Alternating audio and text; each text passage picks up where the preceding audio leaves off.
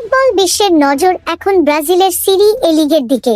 আগামী কয়েক ঘন্টার মধ্যে মুখোমুখি হতে যাচ্ছে দুই ঐতিহ্যবাহী ক্লাব অ্যাটলেটিকো পারানাইন্স এবং সান্তোস। এই ম্যাচটি নিয়ে ফুটবল প্রেমীদের মধ্যে উত্তেজনার পাল্প এখন তুঙ্গে, আর তার একমাত্র কারণ হলো ফুটবল জাদুকর নেইমার জুনিয়র।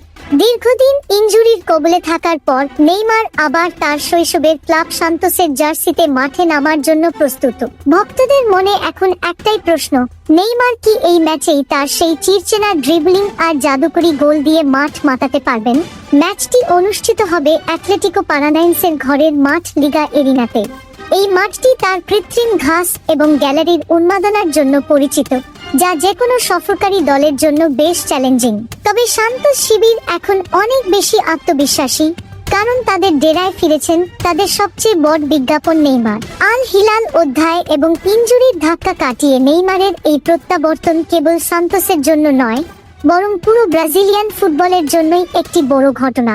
বাংলাদেশ থেকে যারা এই ম্যাচটি সরাসরি উপভোগ করতে চান, তারা ফ্যানেটিজ বা প্যারামাউন্ট প্লাসের মতো গ্লোবাল স্ট্রিমিং প্ল্যাটফর্মের সাহায্য নিতে পারেন। নেইমারের ফেরা মানেই ফুটবলে বাড়তি বিনোদন, আর অ্যাটলেটিকোর শক্ত ডিফেন্সের বিপক্ষে তিনি নিজেকে কতটা মেলে ধরতে পারেন সেটি এখন দেখার বিষয়। তাই প্রিয় ফুটবল ভক্তরা, আপনার অ্যালার্ম সেট করে নিন এখনই। ফুটবলের এই মহাযুদ্ধ এবং নেইমারের জাদু দেখতে একদম ভুলবেন না।